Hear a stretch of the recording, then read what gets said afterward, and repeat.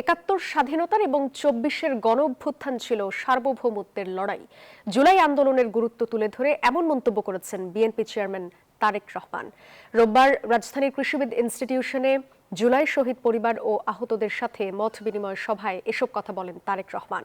তার স্ত্রী ডাক্তার জুবাইদা রহমানও সভায় অংশ নেন। বিএনপি চেয়ারম্যান বলেন, গণতান্ত্রিক যাত্রা ব্যর্থ হলে জাতি ক্ষমা করবে না।